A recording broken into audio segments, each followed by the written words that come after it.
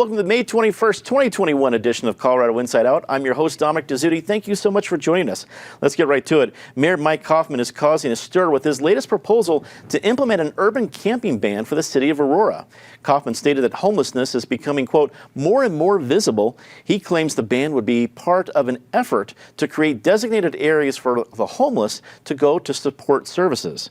Patty Calhoun from Westward, we know how the camping ban is done in Denver. While it's faced some lawsuits, it's been pretty popular with voters. It was just kind of reaffirmed an election or two ago from Denver voters. How do you think this is going to sit in Aurora? Well, Aurora, like every other town in the metro area, is looking at a major influx of homelessness. And it's a big concern. I mean, you look at Park Hill, for example, which is 5 residents there just filed suit to get rid of a proposed safe camping site. Fortunately, the judge threw that out, but they still have ways to go. The safe camping sites have been really successful in Denver. You've got one in North Capitol Hill, one in South Capitol Hill. They've done very well. They're moving. One's going to go to Park Hill, one's going to go to Regis.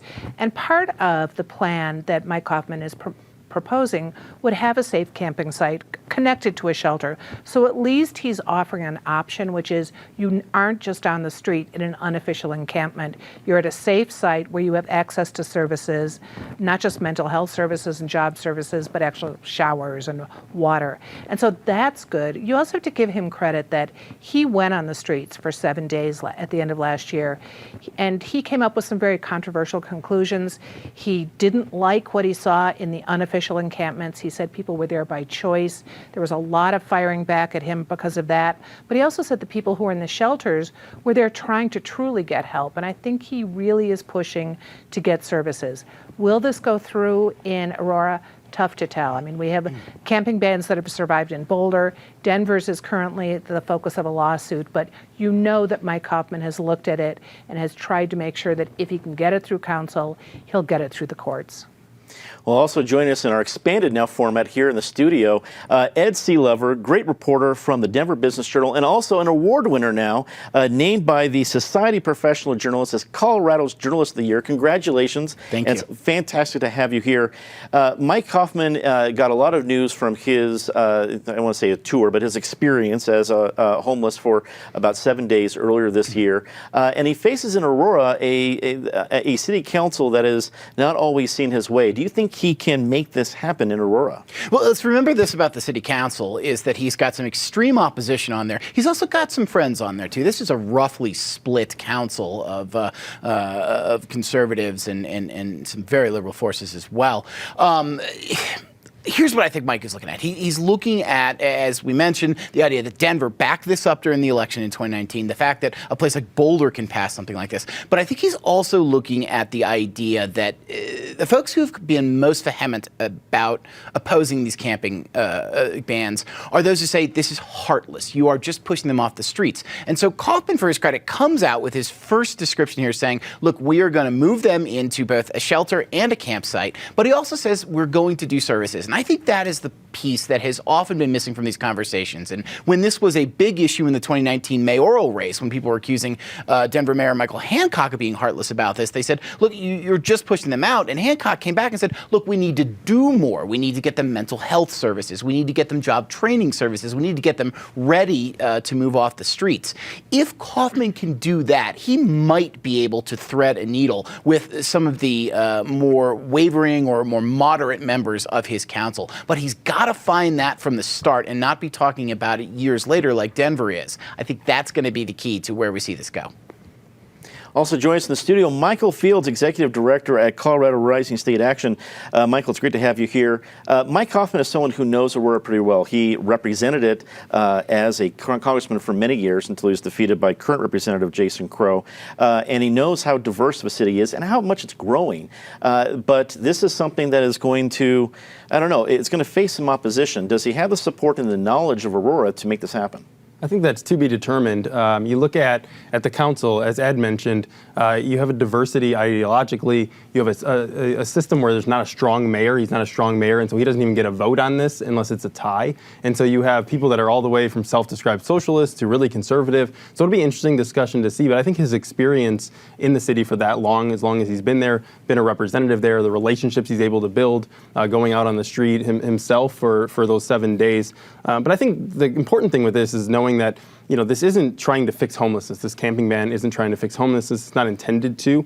Obviously homelessness has a lot of issues involved, from unemployment to substance abuse to mental health and a lot of other issues. And what we do know, though, is that 85% of Coloradans right now think that homelessness is a crisis. And so I hope this leads to a broader discussion, but I think those designated sites are the key to maybe getting this through and saying, look, there's a safe, sanitary place where people can go, but people don't want random camps all over the city. And I think, Mayor Coffman's looking at Denver and saying, we don't want that necessarily to happen in Aurora. Let's start this process, this discussion now. And so I think it's smart to do it. And joining us remotely for the very first time, making her premiere on Colorado Inside Out, Caitlin Kim, Washington, D.C. reporter from Colorado Public Radio.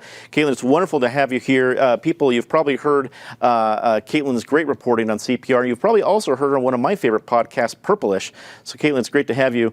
As you look at this, even though you're concentrating with your reporting in Washington, D.C., with somebody like Mike Coffman hitting a big issue like this and probably facing the kind of the pushback he's going to get from his own city council, what stands out to you as the things to look at from this announcement this week?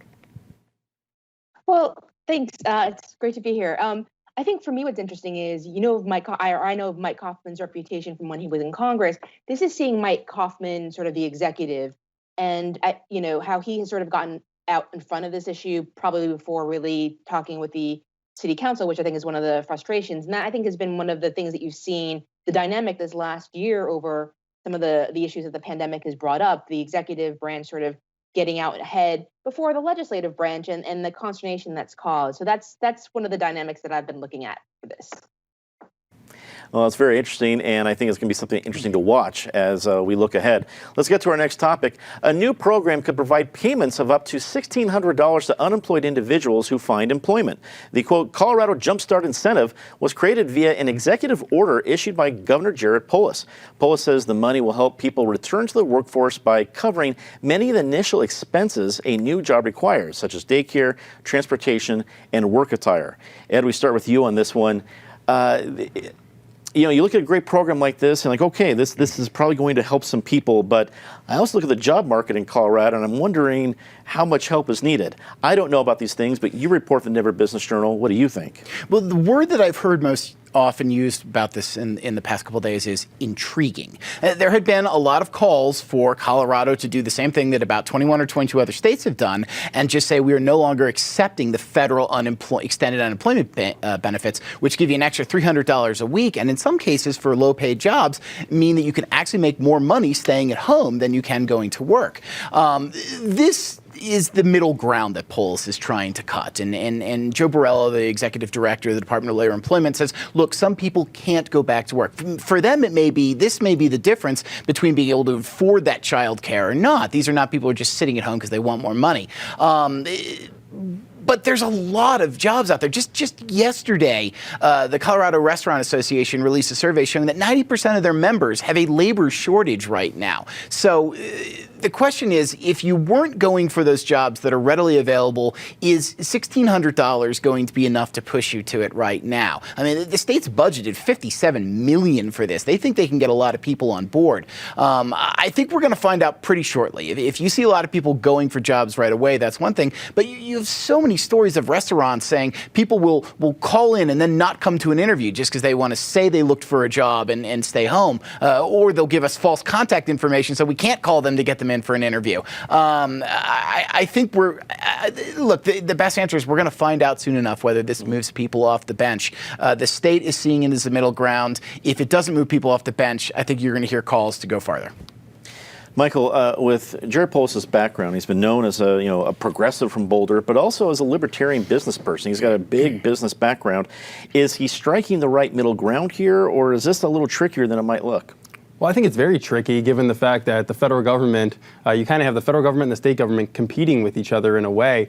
You have the federal government incentivizing people to stay home because they're paying extra money. Then you have the state saying, here's extra money to go back to work. And it's all with our taxpayer money. And so I think, this is a complex issue. I'm looking at this a little bit more broadly and saying, look, I understand, one, we want to get people back to work. Two, Governor Polis is looking at those unemployment numbers in Colorado and saying, we've gone from 4th to 34th in the country. Other states are figuring out how to plug people back into jobs. And my concern, though, is that long-term economic forecast for our state. And you look at it, you have the legislature who's raising fees on gas. They're raising taxes on businesses by closing these loopholes. They're raising the Tabor cap. They're not refilling the unemployment trust fund.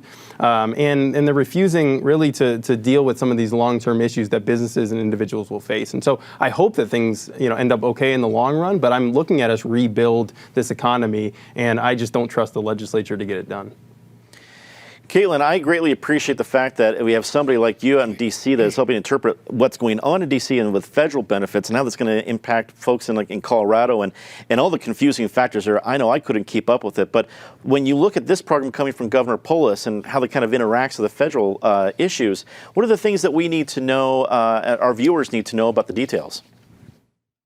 Well, I think this is something that sort of Michael alluded to. What you've been hearing a lot from Republicans in Congress is the idea that this unemployment bonus, this federal unemployment bonus, has been deterring people from actually getting back to work. And I feel like the program that Governor Polis is this Jumpstart program is going to probably be used as a little cudgel to say, see, this is what we were talking about.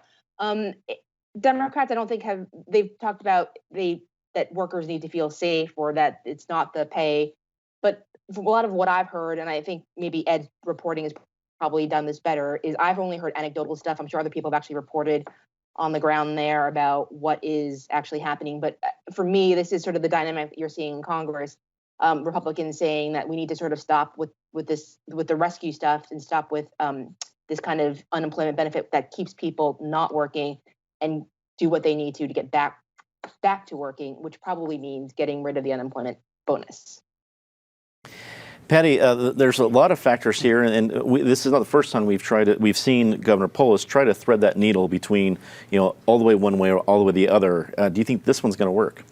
Well, I think Ed's right. Intriguing is a great word for this because you're competing against the federal bump that they're getting and a beautiful summer in Colorado. Those two things generally will argue against going to work. I love it today that they're having a clothes drive at the Capitol. I've been going to the office every day, and I'm just saying you can go out in your sweatpants. The office attire has definitely dropped over the last year. If you had a mask on, you were dressed. So I'm not sure that is the issue that we really have to fund people for so they can go get office clothes. But $1,600 should be enough of a bump for those who want jobs and who need help on transportation, need help on childcare to go out. And there are plenty of jobs right now. Restaurants especially are really, really hurting. And all of a sudden people want to go eat at restaurants. It's been a business so hard hit by the pandemic. And now that they can't get enough people to come work there when everyone wants to eat there, it's an interesting problem. Get them uniforms, get the people in. Yeah, the whole idea of dress code has absolutely changed. That's a great point. You have a mask, you're ready to go. Let's get to our next topic. Colorado's plan to redistrict might mean big changes for some rural mountain counties in the 5th Congressional District. El Paso County has faced a big enough population growth that it might qualify to be its own district, separating it from counties like Chaffee, Teller, and Park. Michael, we'll start with you on this one. I think we're facing probably a lot of changes. I think people think about a lot of growth in Colorado. My thing is just Denver. Well, a lot of places in Colorado have grown. Are we looking at a much different environment for congressional districts once the redistricting is done? Yeah, there's no doubt, and especially because we got that 8th congressional seat now, that really changes the mix. And it's really interesting this year, especially because we did pass Y and Z amendments. We do have late census data that's coming, and so they've had to deal with how do you create maps without the firm data, and they're going to move forward with kind of estimates and have a map out by the end of June, a first map to kind of take around the state. And I think that'll be interesting because I don't really see that much changing given the makeup of the Democrats, unaffiliated, and Republicans that are doing this, a lot of them have to agree to change the map. And so I think that first map is going to be very interesting to me. And to the point about El Paso County, it is almost its own district. Denver's going to be its own district. Aurora will probably anchor its own one, and you kind of build around that. And so I think the most likely outcome will be 2 really competitive congressional seats that Republicans will probably be favored in this year, given the fact that you're a midterm of a Democrat president, but that could be really big battles in the future. So how that is all made up is going to be an interesting process for the rest of the year. Keelan, you reported on this earlier this week. There's a lot of changes, especially for mountain counties, like the ones mentioned here. There's some mountain counties that are in CD5. There's some mountain counties that are in CD2. You look at CD3, which includes a lot of that, but that could switch if Pueblo goes somewhere else. What are some of the issues our viewers need to know that are kind of in the details, what's going on? Well, so one of the issues are the requirements, the criteria that the Independent Redistricting Committee, Congressional Committee needs to look at. And the big one and the most ambiguous one is this idea of communities of interest. And that's what these mountain communities that are part of the fifth, that probably will not be part of the fifth going forward, are really focused on. So you have counties like Chaffee who are focused on sort of mountain mining, what used to be sort of the train, outdoor recreation. Then you have counties like Fremont that are looking at, things as random as prisons, agriculture, water, sort of water districts and water basins. There are a lot of things that make up what communities of interest can be. And I think that's probably going to be the most difficult thing about moving forward on redistricting, because it's going to be tough, and there's going to be one community that might feel left out, or that their concerns weren't considered compared to another community of interest. So it's going to be a tough job ahead for the redistricting committee. Patty, there's 7 current congressional representatives.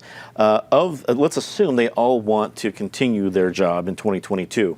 Which one needs to worry the most about the makeup of their district? Well, let's see. Maybe Ken Buck, unless, of course, Weld County could just become its own state. I think it's moving that direction anyway, so that would make it a little easier. This communities of interest issue becomes so tricky because geography is maybe the least of the things they have in common. When you look at the different kinds of mountain communities there are, the ones that are going for tourism, the ones that are going for ag, the ones that are going for prison, but they're contiguous. So what do you do? How do you come up with true communities of interest?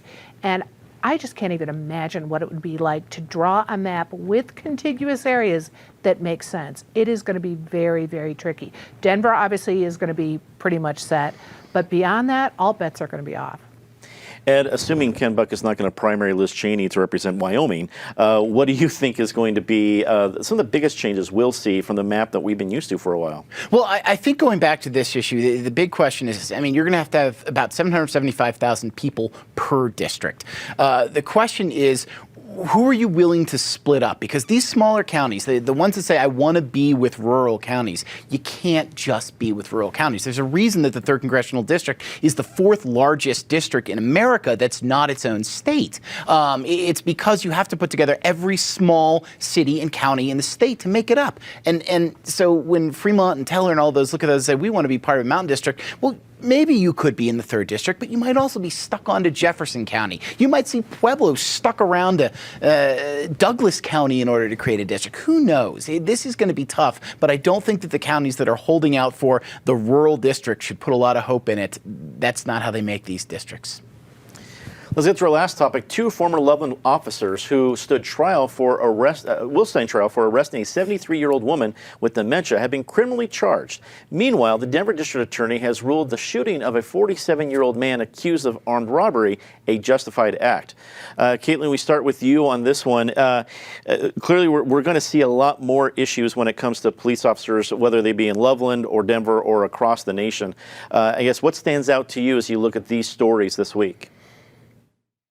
Again, from my perch here in DC, I think the big issue for me is the idea that policing reform is still negotiations are ongoing in Congress, that Congress does want to do something. It might not get something done by Memorial Day, which is the deadline that President Biden had set out. But, negotiations are ongoing between Republican Senator Tim Scott, and Democratic Senator Cory Booker and Representative Karen Bass in the House. And the fact that they haven't really been leaking tells me that they're making progress slowly, but making progress. So I think Congress does want to act on the idea of policing reform sooner rather than later.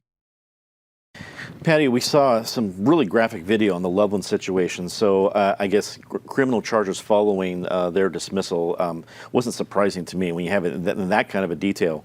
But then we also see the situation in Denver, and I'm not sure if there's as much video to watch there, but that seems to kind of be the next thing. Is like, what happened and what video can we watch? Are we seeing an ever-evolving situation when it comes to how we're handling policing in Colorado?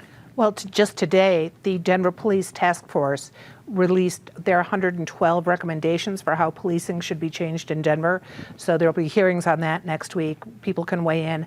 But that is really going to change how, even if they're not accepted, it's going to change how Denver's looking at it. But you shouldn't need a task force to tell Loveland what those officers did was wrong. And it took a year for that to break forward. Thankfully, there were cameras, but no one should have to be, you don't need a task force to say, don't manhandle a little old lady with dementia who maybe was shoplifting $13 worth of stuff and then was accosted while picking wildflowers. And then don't laugh about how her arm popped when it broke. It's the most appalling behavior, and you don't need a task force to say this is not the way anyone should handle an elderly person. Ed, it seems to me that this is only going to grow as a situation. You're going to see more video, there's going to be more audio, and more questions. And hopefully if that roots out the very small percentage of officers that are capable of doing these kinds of things, that's a good thing. But I got to believe there's some complicating factors to it as well. When you see these headlines this week, what stands out to you? What stood out to me is I think when there was so much debate about policing reform, it was assumed it would be going after bad white cops who are picking on black citizens. Here we have a prime example of, a white woman being the target. And as you see the Colorado legislature consider more policing reform bills, I think add this all up, and what it says to me is the glare is going to be on police, period. It doesn't matter what neighborhood you're in. It doesn't matter who you are. I think that's only going to pick up in future years until we stop hearing more and more about these. So what this headline says to me is, look, the spotlight is on you, and it's going to stay on you until these incidents stop.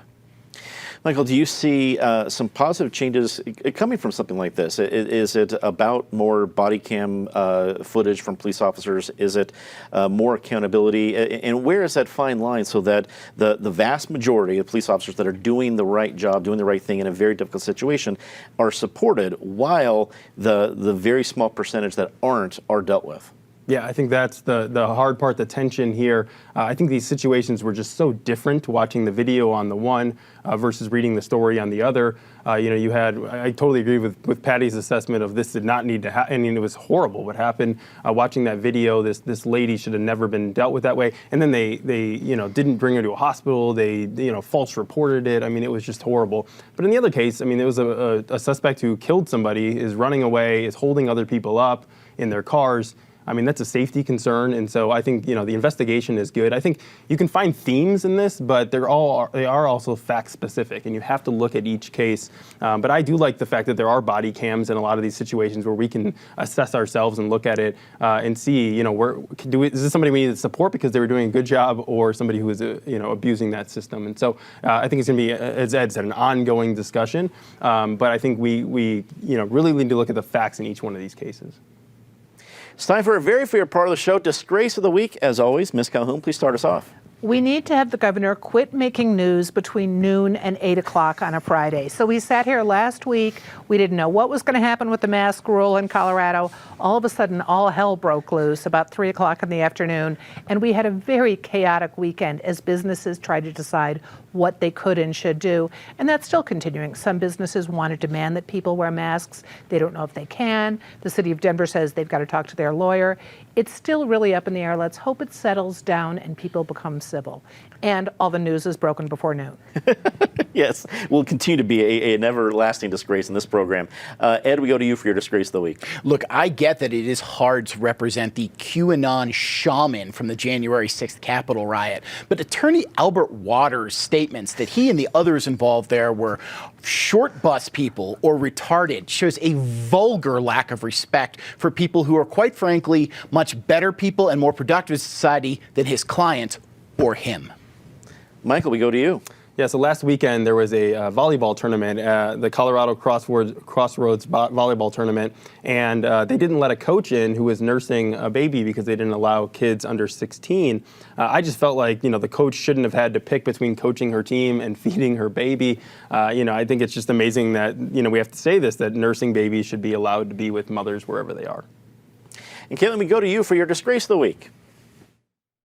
And this might be a little bit personal because I was there on January 6th, but for me, it's sort of how political the January 6th commission has gone. I mean, I feel like this is the one thing that should not be political, being able to figure out what led to the events of that day. So that's been kind of disappointing. Here, and it's not as if we don't have video of that. It's like, gosh, did it happen? Well, I'm pretty sure we can point to the facts that it did happen. Time to say something nice, usually the toughest part of the show. Patty? One of the great things, maybe the only great thing about the pandemic, were the community efforts that grew out of it, like the Howling in Denver and Pong Island, which was this wacky, fun neighborhood thing that just got shut down by the city. It was fun while it lasted. Here. Ed. Denver businessman Rob Schwartz has produced a documentary about the life of Menachem Begin that's going to do its national premiere on June 7th. I've gotten a chance to see it. It's not only a fascinating movie, but I think it's a very important one for people to watch at a time to understand how someone who has a background that may not lead you to think they are a peacemaker can be a peacemaker when the world needs it most. Michael. So I'm a big sports fan, and the Nuggets start the playoffs tomorrow, which is good. With the Rockies being so bad this year, let's hope that the Nuggets go pretty far in the playoffs. If you can stay in Ball Arena, it's a great sports town. And Caitlin, we go to you for your Say Something Nice. I feel like I need to do something besides work, but I'm going to say another nice thing. It's also nice when Congress actually does work together in a bipartisan way. And I think the anti-Asian American hate crimes bill that they passed this week is an example of that. It shows they can come together on an issue and move it forward. So, yay. Well, I think you get a special kudos, not only for your premiere on CIO, but finding a good thing about to say about Congress, along with a disgrace. Well done. Well done. And I want to encourage all of you, next Wednesday, the 26th, is our special live online event. You need to send in your questions right now because you get to be part of the discussion. It's not a normal program where we'll just be talking about the issues of the day. We'll be talking about everything behind the scenes. We want to answer your questions. Email your questions for our panel to cio@pbs12.org or comment on our posts on all the different social media platforms. Then you can tune in on our website, social channels. If you look at Wednesday at 7 p.m. for our broadcast, it will not be there. You'll enjoy a great episode of The Carol Burnett Show.